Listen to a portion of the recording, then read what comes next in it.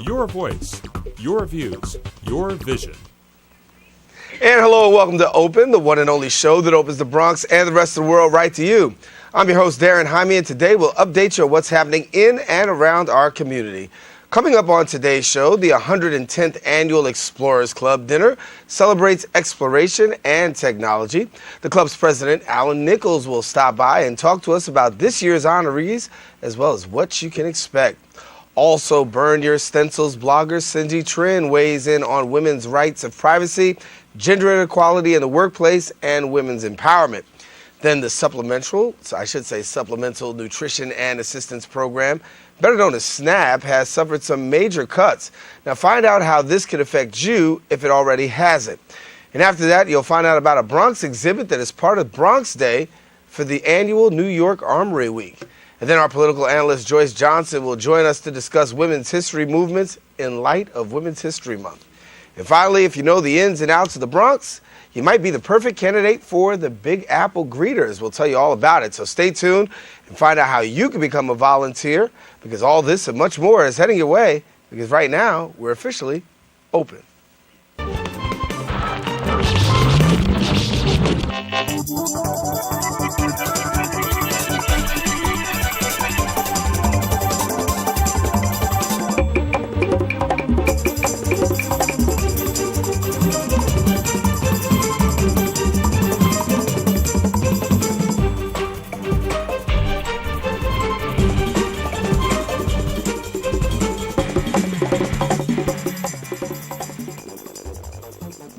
And hello, everyone. I'm your host, Darren Jaime, and today is Wednesday, March 5th, 2014. Of course, you're watching Open, the only live and interactive program bringing the Bronx and New York City straight to your TV set. We encourage you to stay connected to us. You can find out more about us at Twitter, at BronxNet TV, and Facebook at Open BronxNet Television. Well, March is Women's History Month, and our first guest here is joining us to discuss everything from women's privacy rights to breaking stereotypes. She regularly blogs on Burn Your Stencils and is an organizer for Action with Fellow, and she's also, her name, Cindy Trin, and she's here with us on the show. Good to have you back. Thank you. Thank you for having me back. And so as we talk now, March is Women's History Month, and certainly for women, a lot of issues still on the table. And I want to speak a little bit about some of the burning ones that we talked about. Most of all, we talked about privacy rights. Yeah, we're seeing a huge wave of conservative extremist agenda against women, and it sort of came out of nowhere because we had Roe versus Wade decided back in the 60s, and that gave women the right to have an abortion, and suddenly we're seeing now the conservative extremist agenda trying to get rid of that right. And the women's right to choose, as it's more popularly known as, is actually known as a right to privacy.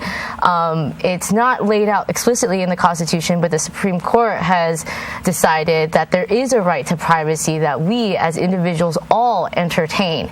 And the women's right to privacy is the right to choose what to do with her own body. So we're seeing this really, really extremist agenda against the women's right to choose and to do whatever she wants with her own body. And we're seeing states pass anti-abortion laws, left and right, mostly in the South. In the conservative red states, we're seeing anti-abortion bills being passed. And it's just really, it's so detrimental to women's rights as a whole. What's being done right now to organize and motivate women to make them aware of the glaring issue and what's going on? Because we're hearing a lot of pushback, especially from the conservative agenda, but yet and still there are people out there who are really making their voice heard. So talk a little bit about those people who are really making their voice heard in this matter. Yeah, and Planned Parenthood has been a huge advocate for women's rights, and I think their campaign to really fight against this war on women has been great. And I think women should really get behind organizations like Planned Parenthood. Also, a celebrity now from Texas is Wendy Davis. We know her from her very popular filibuster, like just months ago, where she filibustered a Texas anti-abortion bill, and she became a viral internet sensation in just one night. The hashtag Stand With Wendy became the most viral hashtag on Twitter, and Wendy Davis has really been a good idol for women to look up to when fighting for women's rights and fighting for our right to choose. And it's just all these different wonderful, empowering organizations out there like leanin.org, which is actually founded by Sheryl Sandberg, the CFO of Facebook. She created this nonprofit in order to create, a different media, like to change the stereotypes in the media of women and just really empower women to break out of those stereotypes. So these are all very good organizations that I think women should really stand behind, because we need to fight for our rights. We're still such a discriminated against group of people, and women are constantly struggling in the workplace, in media, in popular culture. It's just really something that women should really get behind. Let me talk about that woman in the workplace situation, because that's something that President Barack Obama spoke to in his State of the Union address, addressing the issue of gender inequality and economic inequality amongst women. Is it good to see a president of the United States, a sitting president of the United States, really actualize the struggle and the plight of women, given the fact that we still see this fact that there's an economic disparity in the workplace? Absolutely. Women are still paid a lot less than men. That's just a fact. And there's no reason behind that. There's no logical reason why women are being paid less than men, besides the fact that they are women, which is discrimination on its face, right? So it's great that I loved when President Obama said in his State of the Union address recently about how there is a gap in pay between men and women, and he's acknowledging there's a problem. He's putting it out there, and women need to know that they're being paid less. There's actually women that probably don't know they're getting paid less than men, because a lot of times salaries are hidden, or employers don't share other people's salaries. So there's a lot of women that actually don't know that they're getting paid less, and maybe if they did know, they would stand up and do something about it and fight for their workers' rights, because the income disparity, there's no reason for it. And it's just, we shouldn't tolerate that. We shouldn't have to tolerate an income disparity so wide between men and women. There is this let's just say this stereotype with the working female, and so many times the working female has a particular look, but there's certain things that are being done right now to help to break down those stereotypes. And give us a little bit about this, because there's this image, and unfortunately people will lean into that image, but I know there's a group called Lean In as well that's trying to make sure that image is really changed. Yeah, as I mentioned before, leanin.org, they're a really great nonprofit working towards changing the image of women in the workplace. And they've recently collaborated with Getty Images. They're a big licensor of stock photography images. And these images are showing women in the workplace, powerful women in the workplace, and they're redefining the stereotypes of working women. Before, we saw stock photography of the working mom with juggling the cell phone and the baby in one hand, and laptop here and children on the floor. Like, we saw the outdated view of women as a struggling mom trying to juggle work and having a family.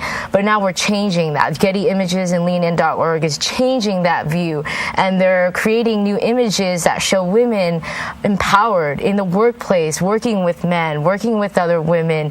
The images itself are a lot less blatantly, oh, I'm the working mom, right? It's showing women who have families but can also be strong in the workplace. And I think that's the first step towards really changing our attitudes about women in the workplace, because it's the media. What we see in the media really affects our views and our perspectives. So when we see strong women in the media, in photographs, in magazines, and other publications on the internet, then we change our views of women and of working women, and maybe then that will lead towards getting more equal payment for women and equal closing that income disparity.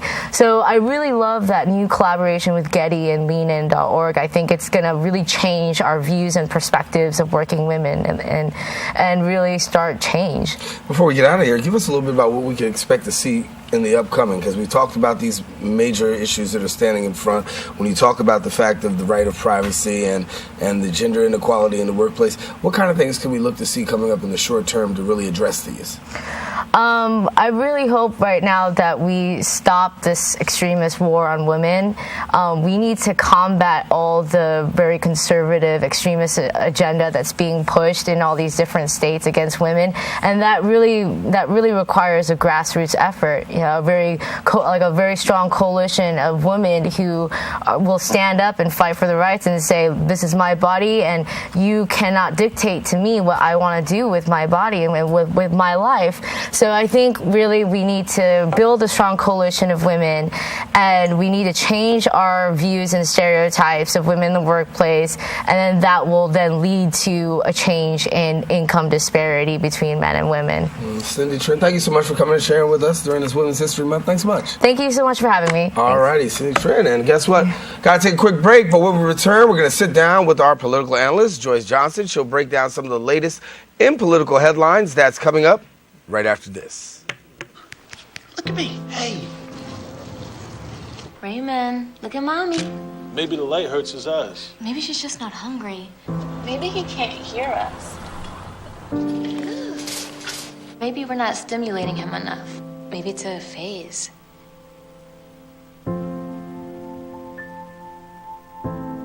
Avoiding eye contact is one early sign of autism. Learn the others today. The sooner it's diagnosed, the better. Barry, time is running out. According to my calculations, 1 in 5 kids in America struggles with hunger. How can so many children face hunger when there's more than enough food to feed them all? You're right, Barry. We can help solve hunger by teaming up with Feeding America to get food to hungry kids in communities across the country. Help Flint and the Feeding America network of food banks get food to the people who need it in your community. Find your local Feeding America food bank at feedingamerica.org/hunger. Together, we're Feeding America.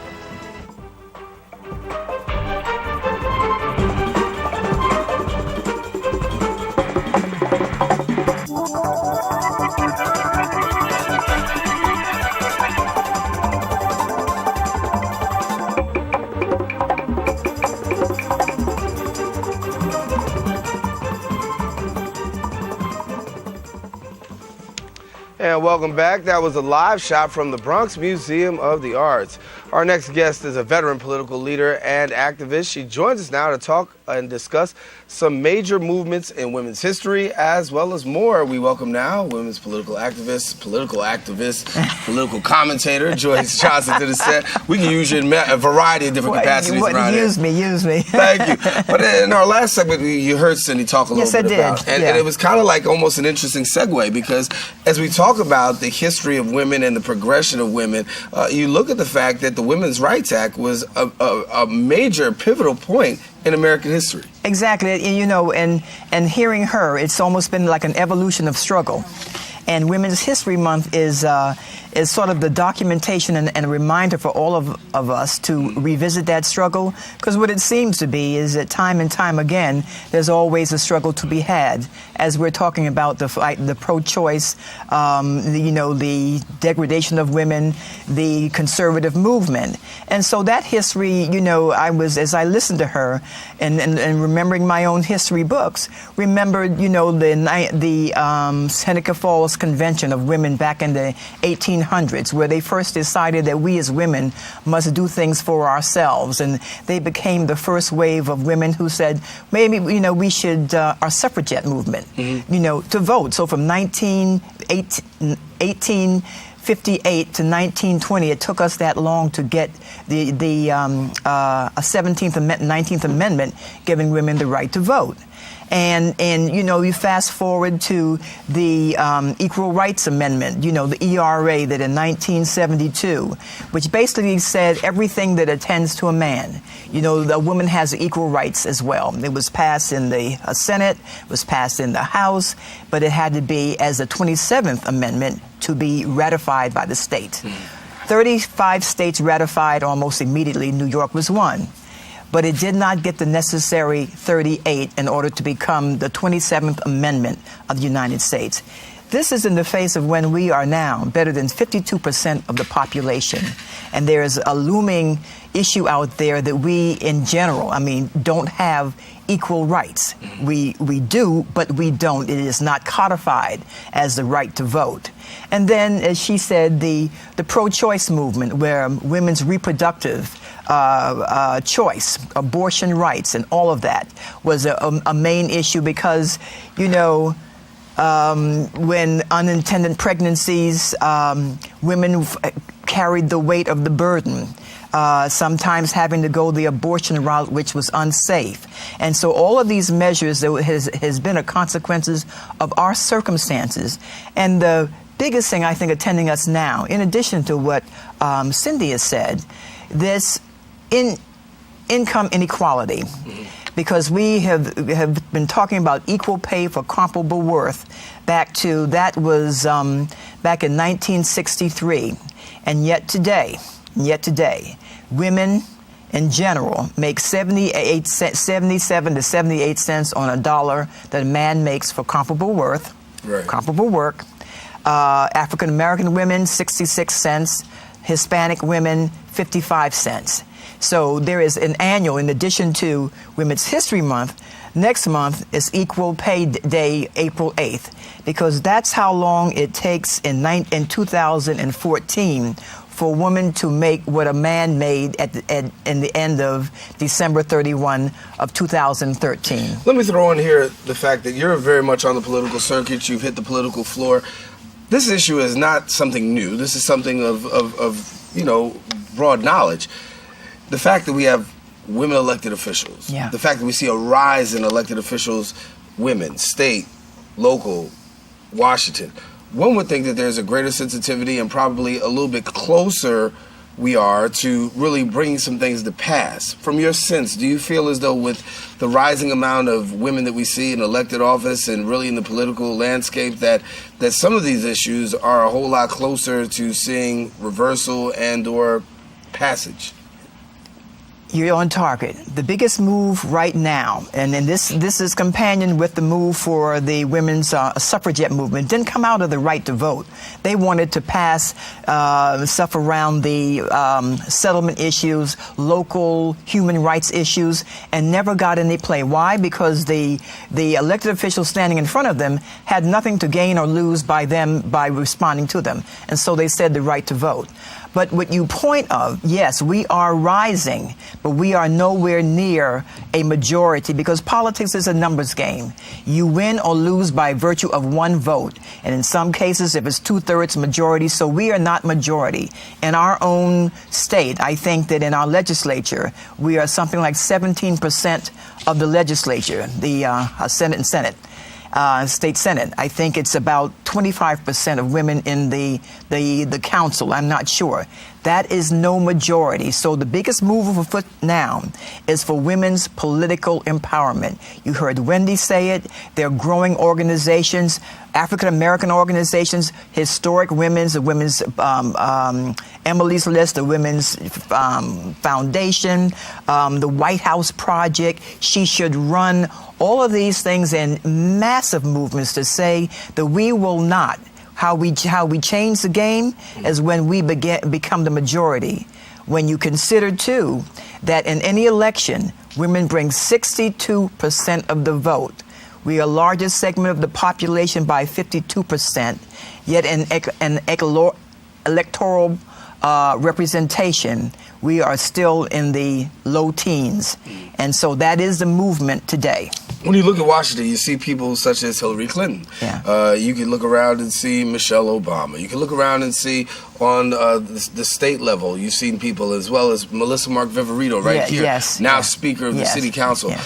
With these visual faces, are we seeing women becoming more inclined to be a part of the political process. Yes, indeed, because there is a move afoot once again for those like myself. You know, it's one thing to run. It's another thing to encourage others to run. You know, I've run several times, and now I am mission-driven to everywhere I go. If I see someone who's 20 years my junior or even more, I raise the prospect of, have you ever considered running? Because that's when we are in our communities, in the African-American in all communities, we are leaders of nonprofits. We are disproportionately single heads of households. So the legislative bodies, the laws that are passed, affect us disproportionate to any other population in the country because we're the majority of the population. And so, yes, that brings rise, and even my wins. I'm faced with young women all the time to say, can you tell me how you did it? And I'm saying, come to the house, let's have coffee. Happy to do just that, because that is the next movement. All right, Joyce Johnson, thank you so much for coming to share us. That's what we love to have you here. I love to be here. All right, it's always Joyce a pleasure. Johnson, thank you. Well, we got to take a quick break, but when we return, we're going to find out about how SNAP benefit cuts can affect over 30% of Bronx households. We'll explain exactly what we're talking about when we return in just a few. Come and hop on the Bronx Culture Trolley, a must-do event on the first Wednesday of each month. You and your family can travel through the Lower Grand Concourse Cultural Loop. Enjoy the Bronx hottest entertainment, arts exhibits, cultural attractions, and even a special show right on the trolley. The ride and admission to participating venues along the route are free. For more information, call us at 718-931-9500, extension 33, or visit us on the web at bronxarts.org. Can you pretend with me? Imagine what you'd see if every child had a book to read. So the mission is for us to get a book to each and every child. So let's join hands, book people unite. Unearth hidden passion. Come on, we'll have a good time. One book can be the funniest family. Helps to change a life. People unite. Read to a child today and spark a lifetime of ambition.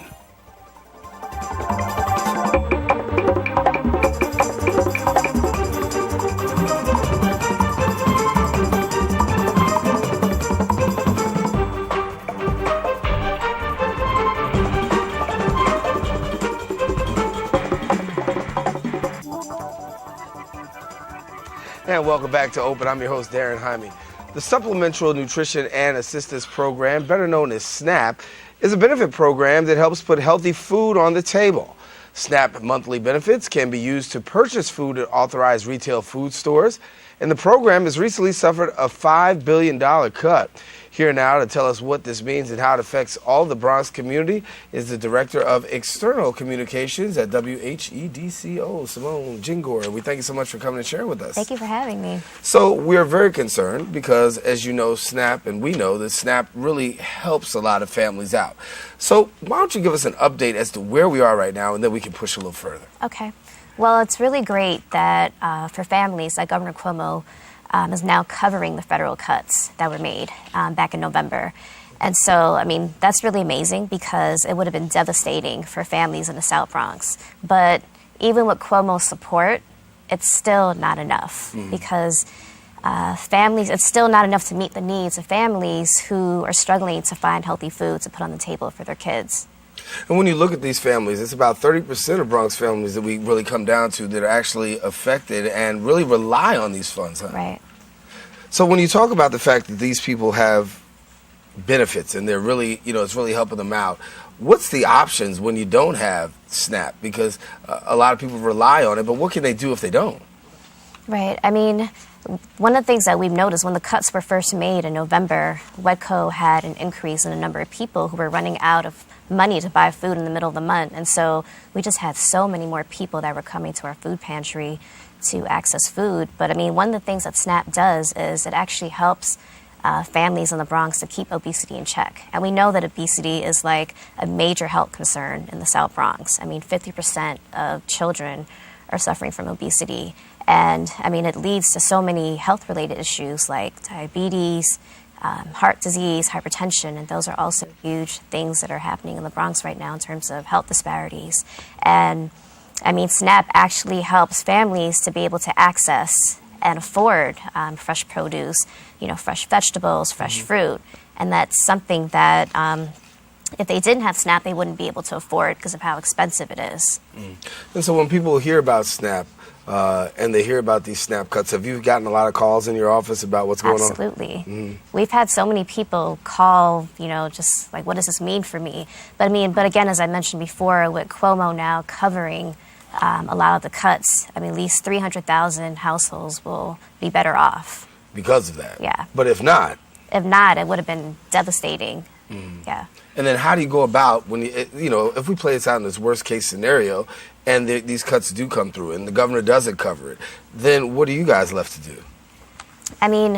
One of the things that we do is we support families in the South Bronx to grow their own fresh produce. We have a development in Crotona Park East called Intervale Green, where we have a rooftop farm, and we have families who actually grow their own fresh fruits and vegetables. So that's one strategy for how to combat it. But it would be crazy to have any more cuts because, like I said, SNAP really does help families keep obesity in check. And the long-term effects of obesity, as it affects like the healthcare system, it costs like New York State about $12 billion. So it would be pretty insane to have any more cuts. We've been talking a lot about movements and, throughout the course of the show, the women's movement. But is there a movement right now, or is there some grassroots effort to really make people aware of the devastating effects that this is having and really letting the government know that we can't afford this? I would say there's a growing food justice movement in the South Bronx, where there's a lot of people who recognize the need to have more access to fresh fruits and vegetables. One sister that I can think about is Tanya Fields, who has like a fresh vegetable mobile market that she's been taking around the South Bronx. So in addition to like the urban farming, which I think is amazing because it just builds community in general, right? And it helps people to actually play a role in how they access like the fresh fruit that they need. But there's also just other people like Tanya who just recognize the need, and they're like trying to take strides to make sure that the community can access. Is there a greater community awareness about food justice? Because I think that, when you look around and you see that so many people are affected, that the lack of access to healthy foods or going to the quote-unquote bodega that has expired food, Bronxites, New York City residents deal with a lot of this on a daily basis. But is there a movement out there that really makes people aware that we really need to be focusing and concentrating our efforts on this? I think so. I know most of the nonprofits in the South Bronx, including WEDCO, recognize that this is a huge issue, and we're doing the best that we can to make sure that we can support the community to get over this. Now, if people have questions about the SNAP cuts and stuff like that, where can they go? If they have questions, I think they can definitely go to like their local official. They can go to like their local nonprofit like WEDCO. We've had so many people come to us just inquiring about what this means for them. And one thing that I forgot to mention that WEDCO also does is that we've supported more people in the community to open up green carts, which is also another way to have the community have access to more fresh fruits and vegetables. We definitely want to make sure that people get the necessary information. And so looking at the fact that, 3.2 million New Yorkers, 1.2 million children, 1.1 million elderly people with disabilities receive food stamps. And in New York, it's estimated $332 million of food stamp money or food stamp budget will be lost. So a lot of concern around here. Absolutely. Yeah. So we want to make sure that you stay tuned and stay tuned to hear us here at Open. We'll continue to let you know exactly what is happening with regards to this and these SNAP cuts that really have affected people in an adverse way. The governor stepping in and making sure that he can cover the costs for some, but not all.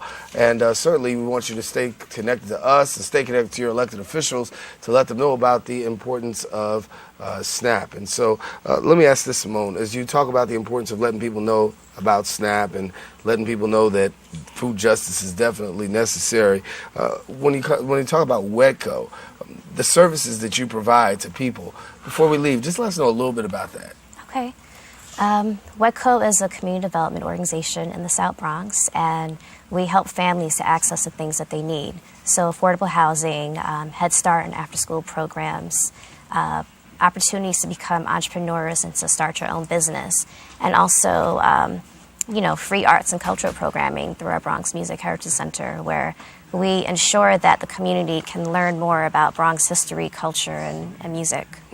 Well, thank you so much for coming and sharing with us, and certainly we'll continue to keep the Bronxites aware as to what's going on. Simone, thank you so much. Thank you so much. All righty, well, guess what? We have to take a quick break, but when we return, we're going to be right back with more Open in just a few seconds. Stay with us. You wouldn't let money just blow out of your house. So when your AC or heater is on, make sure the doors, windows, and fireplace flue are shut tight. If you're headed out, turn down the AC or lower the heat by 10 degrees. And always keep your water heater set at 120. A little bit of common sense goes a long way. Get more great tips at energysaver.gov.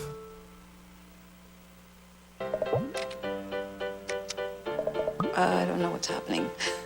Start a new chat. What did I do? Okay. Wow. That is so weird. Hey! Hi! Oh my gosh. Hi! God, I don't even know what to say right now. I'm so nervous. Gia, you're so big. Come closer to the camera. Wait, now you're in my face. That was so good.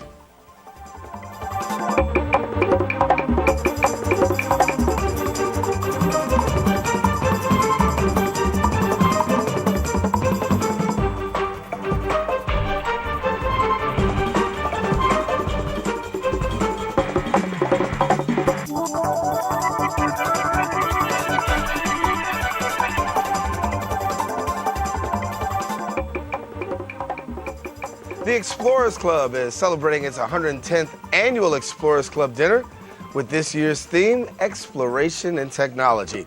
The club promotes scientific exploration by supporting research and education in the physical, natural, and biological sciences. Here now to tell us more about the event and its honorees is club president Alan Nichols. And Alan, good to have you. Hi, nice to be here. Good. Even if I am late. You're on time. You're right on. We're live, so you're right on time. Right. So give us a little bit about this. You got your annual dinner coming up. Yep. And it's a very special time for you guys. Very important, March 15. And we're going to be talking about the theme of the whole thing is exploration and technology. And that you can't imagine what the explosion of exploration is going on now. So I call it the golden age of exploration. It's extraordinary. It's beautiful. And for people who don't know a little bit about the Explorers Club, would you please take the time to share us a little bit about the Explorers? Sure, happy to do that. The Explorers Club is a membership organization, and all members are explorers. It's not like National Geographic, with millions of subscribers, but we support each other, and it's a worldwide organization. We have chapters, about 30 chapters around the world, and our whole idea is to support exploration and then to report it. So we have archives, we have a headquarters here in New York, and I just came back from Europe and Africa, where we have a number of new chapters. So this exploration world is just going gangbusters right now. And a lot of people are currently involved. And when you look at your dinner, I mean, massive numbers of people turn out, huh? Yeah, we get about 1,200. It's at the Waldorf Astoria, and it's the oldest continuous program they've had there. Wow. And Astoria. So that's kind of fun. Although it's really expensive. Yeah, anything in the Waldorf is pretty expensive, so you're not going to catch a bargain there. Give us a little bit about this. So James Cameron. Yep. Last year, James Cameron, we give it, this is an award dinner to recognize the important exploration.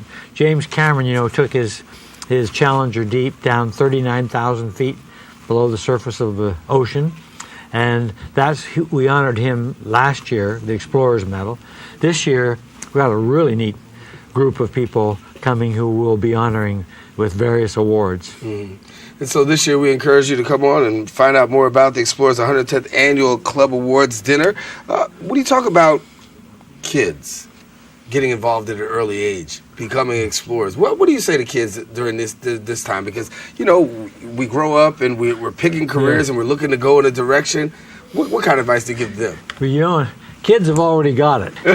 It's just that people lose it. We have in our DNA. You do, I do. It's just how much we actually recognize we have explorer genes in us. And that's why we as a species survive, because we explore. So we have a program for students. We have a student Saturday programs. We have student awards for, this is like high school and college, to do their own exploring. So we really support that next generation. That's part of our function. Give us a little bit about the King's Challenge. King's Challenge. I've been trying to shift the paradigm, shift what exploration. If I ask you about explorers, you say Columbus, right? You say Columbus discovered America. That is such crap. You know, Columbus didn't discover America. There are already, it's about 6 million people all over the Americas. So the idea is, we think of exploration meaning some Westerner goes to Africa or goes to Asia and discovers it, only there are already people there. We're shifting that. That's where this Bhutan business comes in. His Royal Highness Crown Prince Wangchuk will be at this. People will get a chance to meet him. His brother is the king of Bhutan, and he's coming to support student activities in Bhutan. And so exploring will not come just from the west, to Bhutan. It'll be Bhutanese exploring the Bronx. Part of the dinner deals with exploration and technology. Yeah. The theme is exploration and technology. That's the big thing. How has technology really accentuated what you guys do as explorers? Well, when I talk about the exploding exploration nowadays, that's what's happening. It's that technology has opened up areas we could never think of. For example, I'm looking for the tomb of Genghis Khan. They've been looking for that for 700 years. We're going to find it because we have magnetometry, underground penetrating X-ray, we have, satellite imagery. We have all these ways that science gives us to find something they haven't been able to do for 700 years. And it goes in space. That's technology driven. This deep sea stuff, technology driven. And we have 60 flag expeditions. Flag expeditions mean they go out and they have to add to the world's knowledge, and they have to prove to our board and our committee they can do that. And so 60 of them, all of who are adding to the world's knowledge, is just an explosion of technology. And that's what's being recognized, particularly at this ECAD. And man, the stuff is really interesting. You're going to see things that I didn't know, equipment and so forth, at the exhibition hall. You never know. I was getting ready to ask the question. Give me a little bit of a turn around the corner as to what we can see coming up in the future, because as you said, you've got this growing boom, we've got this technology that's taking place, and so many things are happening. What are some of the things that are on the cusp that maybe we don't know about? Chang Diaz, he's been 36 hours, he's an astronaut member. He's been 36 hours with more than anybody else outside the space station, doing repairs and so forth. Anyway, he's building an engine called a plasma engine. I saw it. I saw him model this damn thing. And you see, blows up. It is what they call a plasma engine. They are in the process, they're going to build a space station on the moon, and we're going to take people from the moon to Mars in 39 days. The big problem with Mars is, if you go from the Earth, it's going to take you 3 years, and you get pretty tired on a rocket for 3 years. Now it's 39 days. Even you can do that. And 39 days. Elon Musk, who's also getting an award for exploration technology, he founded SpaceX. He paid for it, and he designed the reusable engines. You know what he told me? He's going to be one of the first guys to go to Mars. I mean, this is a guy like 30 years old, so you're young enough. I don't think I'm going to make it, but you're going to see explorers on Mars. Pretty soon. That's just one thing. Nanotechnology. You work about this. You work about species. They're endangered species. Now we can make our own species with all the technology, nanotechnology, DNA, DNA sequencing, and it just goes on. I mean, when you really think of, you name the field, and I'll tell you something that by the end of this century, for example, we have thousands of members of the Explorers Club now around the world. By the end of this century, we'll have millions. You can go on an expedition now with one of our expeditions because of the ability with satellite telephones and all that stuff. So you can go on the expedition even though you don't go there. That's right. And everybody who's listening here, it'll be 10 years, probably at most. You want to go on an expedition? We'll have a virtual one for you. You don't have to go get on the trains and go hiking and get all dirty and messy. You sit right in your living room and we'll take you there. That's it. Al Nichols, thank you so much for coming and sharing with us. Enjoy that dinner. Nice Good to have you. All righty. We are certainly welcome to have anybody come, and all they got to do is go to explorers.org, and there's still some tickets left of this event. So we'll see you there. So you go to explorers.org. There you'll be able to get a ticket to the event. I guarantee you that you will have a wonderful time. Exploration, technology. You'll see my buddy Alan Nichols there. Take a quick break, and when we come back, we're going to have more. There you see it, as a matter of fact, on the screen. It's at the Waldorf Astoria. He said it's one of the longest running things at the Waldorf, and you want to be a part of that. So 301 Park Avenue. Go to www.explorers.org and be a part of the 110th Annual Explorers Club Technology Awards Dinner. Taking a quick break, but when we return, the Big Apple greeters will join us right here. They'll greet you in their own special way in a few seconds. Have a seat. Take off that stupid hat. Yeah, sure. I'm sorry about that, brother. I didn't mean to have my hat on. What the hell do you want, Robles? All right, look, brother, I'm going to be upfront with you, okay? Mira, I'm trying to get my show, Comedy Rumba, on the air. But there's people out there that are, getting in my way. They don't want to see this show there. And the only way I can do it, this time, is with your blessing in that, Without this show, padre, I'm nobody. I'm finished. I'm doomed. The only way I can do it is with your blessing. Por favor, padrino, I need your bendición. Por favor,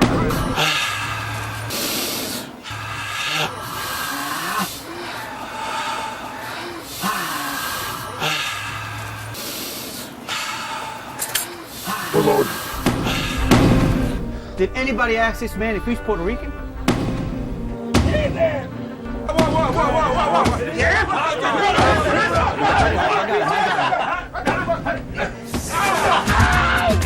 Stop the hurt!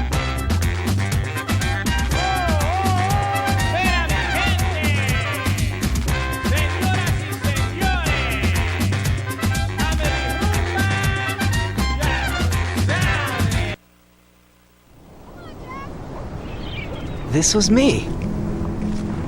And Mom and Dad. And my big brother Alex. And this was the day we all got to forget that I was sick. This was my wish.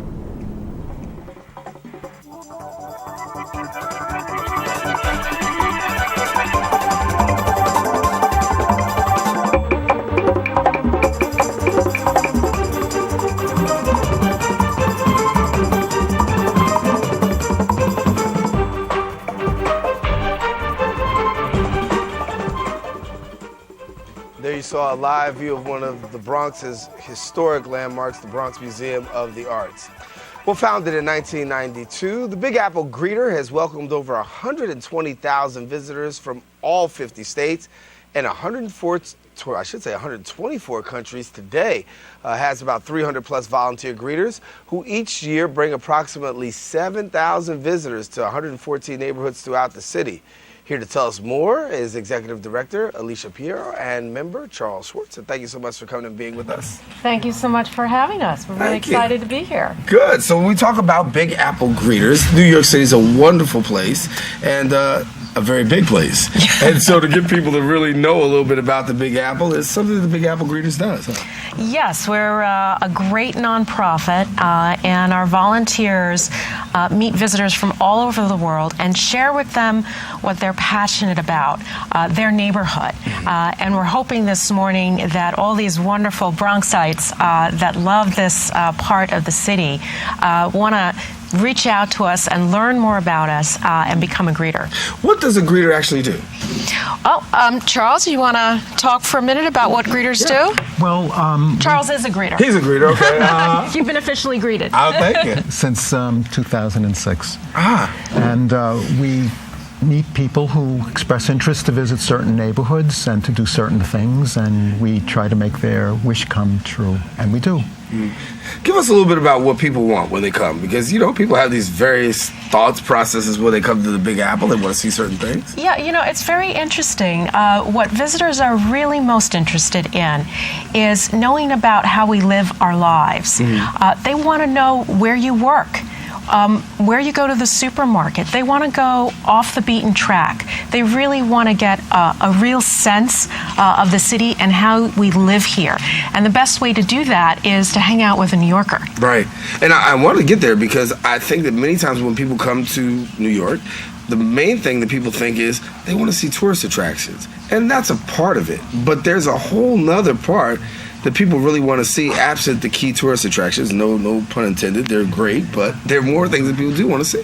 That's absolutely right. And people still find New York kind of overwhelming their first time here. It's a big city. It's a lot to wrap your hands around, just our public transit system. And so wonderful New Yorkers like Charles meet you. And share their life, show you how the subway system works, show you how the buses work, and really kind of empower you to explore the city on your own and make great friends in the process. Here in the Bronx, I know we're looking for some Bronx greeters, and if you want to be a part of the Bronx Greeting Task Force, come on, how do people do that? So first thing to do is check out our website, which is bigapplegreeter.org, and there's an application there, or you can just call us at 212-669-8159, and we're happy to answer any questions you have. But it's pretty simple. You fill out the application, come in, meet with us for about 30 minutes. We'll tell you about the program, give you a little orientation, and you're good to go. You have the opportunity to meet a lot of people, Charles, yes. And people come with a variety of different thoughts, and you don't want to sing certain things, but it's an enjoyment for you because obviously you've been able to do this for a while, and you said you've done this since 2006. Yes. What gets you up in the morning and make you say, listen, I want to be this greeter? I think it's because in taking the visitors around, I get to see the city through the eyes of through the visitor, and gives me new experiences and new perceptions that would not be possible otherwise. So I get a tremendous amount from that. Do you feel like almost like a new appreciation for the place that you live in? Absolutely. And the other thing that I really enjoy is to dispel this horrible image of the Bronx, which has been developed over the past 40 years.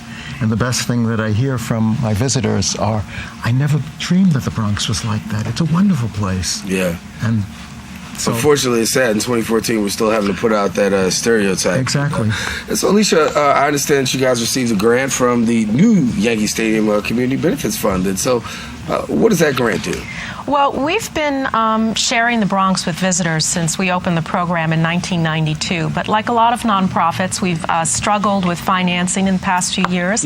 So thanks to the new Yankee Stadium Community Benefits Fund, we're able to take some resources and really refocus back on the Bronx, which is why we're here this morning, and really recruit more Bronxites, get the word out here in the Bronx that this is a great program to join and be a part of. And then generate more publicity overseas about what a great place the Bronx is to visit and to stay. A person is a potential greeter. What is the qualifications for a person who says, "Listen, I might want to be a greeter"?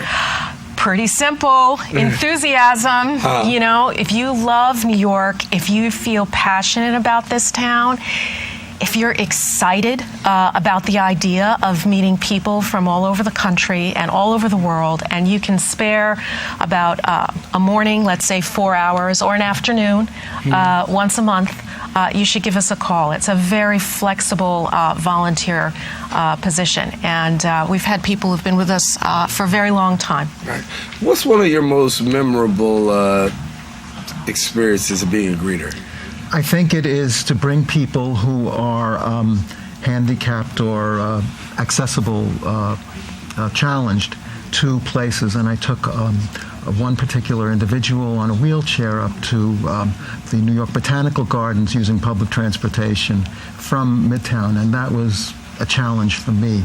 But it was so wonderful for me. The rewards were unbelievable to have made someone's wish come true who had perhaps saved for years to make this trip to New York. Well, thank you. So we want to thank you both for coming and sharing. Now, if somebody wants to be a greeter, once again, let's give them the information.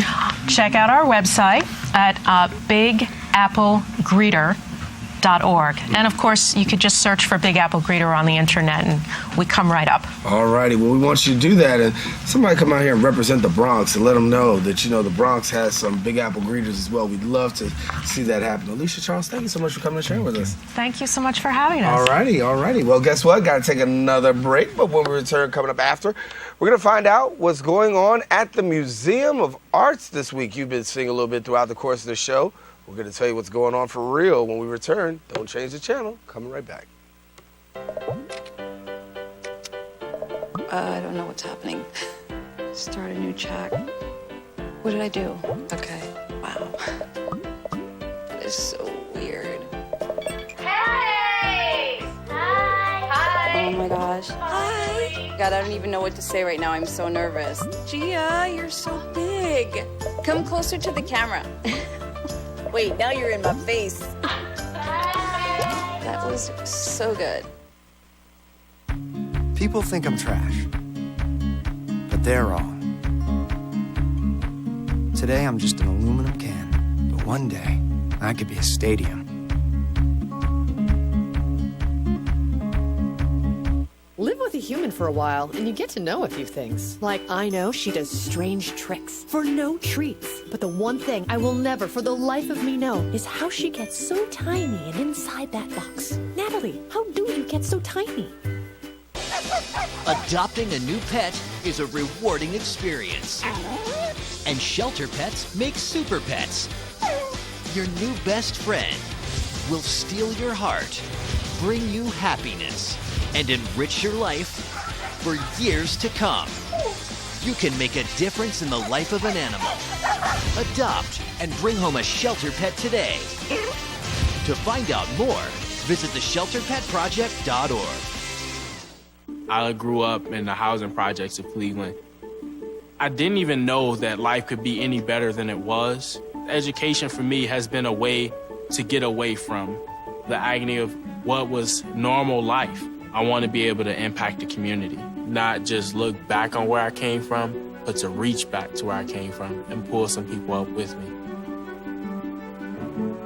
My name is David, and I am your dividend.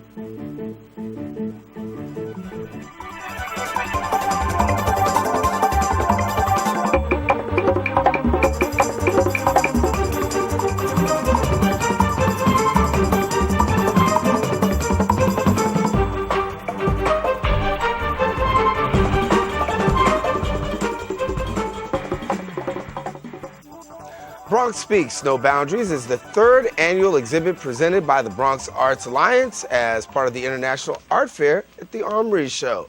The exhibition, presents a look at the vibrant and diverse artwork that is being created and shown within the borough of the Bronx. And here to tell us a little bit more about what we can expect is Executive Director Gail Nathan and artist John Carl, Lady K Fever, and Xavier Figueroa, and we welcome you all to the show. Thank you. Hi. Good to have you. Thank you.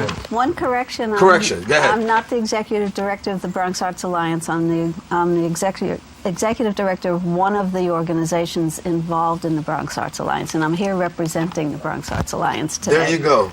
Corrected. So give us this, a third annual event. It's an incredible event.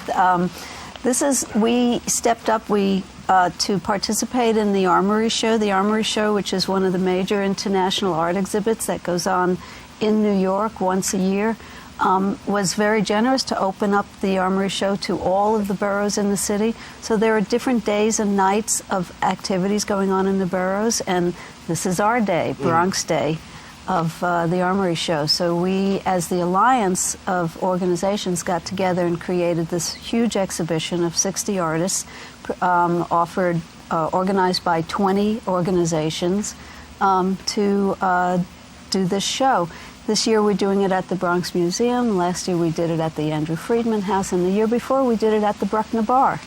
And let me go ladies first too. And what does it feel like to have a variety of artists and have the ability to showcase talent with a variety of different people. No, I think it's really great, and what's really great about having it in the Bronx is that getting to see what other Bronx artists are working on, and getting to see how that relates to like the international market of what's happening in the world artistically, and the themes. You know, there's certain themes that happen each year, so it's always fascinating for me to go to the fairs downtown, but then also this year getting to see and be part of the fair this year, you get to see what's really relevant and what's really happening in the Bronx creatively. Talk a little bit about your art and what you're hoping to see. Well, I am currently showing an installation piece that is a entrance to a subway station. And I'm hoping to see people actually writing on my piece and enjoying the art that I've seen myself in the museum and also around the area. The pieces that are represented by the artists are some of the best work I've seen in the last couple of years. I've been fortunate to be part of all three of the Armory shows, this being the third one. So. As an artist, when you go and you see other artists perform and you see their stuff, and, you know, is there a takeaway from you? What as an artist looking at another artist's work, what are you looking to see, or when you know, from through your lens? Well, for me, it's all appreciation. I enjoy all types of art, and as an artist, I appreciate the skills of others who are not in the same brackets as mine. I'm an airbrush artist, and I work with several different mediums. So when I see street art or more contemporary art, all the different disciplines, I truly enjoy and appreciate that as much as someone who's not an artist would. So when we talk about Bronx Speaks No Boundaries, what does that mean? It's almost exactly what he said, that there are no boundaries, certainly today, in the contemporary art world, of what style is the latest or the best or the greatest. And there's so many different styles, there's so many different medias that artists are using, there's no hierarchy anymore. And especially here in the Bronx, where there's just such a great diversity of artists, there is absolutely no boundaries as to what you're going to see and experience when you come to this show.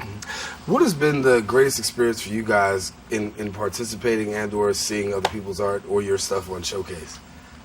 Do you mean specifically with the show, the Armor Show? Yeah. I think what's really exciting with this year, especially that there's a lot of installation work and artists are looking at using different materials.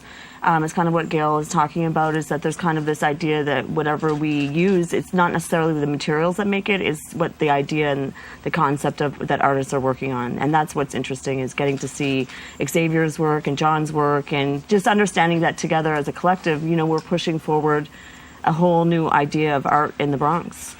Seeing somebody else's work, John, does it give you that like future inspiration as to what I think I need to try this or go there? Does that give you inspiration? That definitely. Inspiration comes from many areas for me. Whether it's someone else's work, whether it's just going through life, and you know, I just get excited about everything pretty much. You talked about that subway, the interest of it. So what was the impetus for you to say, that's what I want to do? Actually, a couple of years ago, I did the actual entrance to a subway station, and then I got inspired by other work that I saw in the Armory show, and it pushed me to make something a little stronger and bigger. And then I just decided to do this train station, which was the obvious next piece.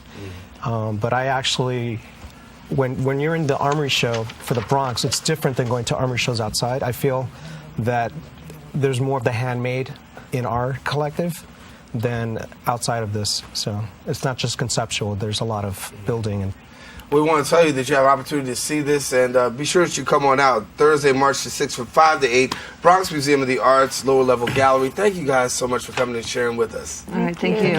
All right, well, we're about out of time. Pleasure coming into your homes. Thank our guests for joining us. You, the viewer, for tuning in. If you miss any part, catch us tomorrow. Oh, I should say catch us at the Recablecast at 10 p.m. Darren Jaime saying take care and keep this channel wide open.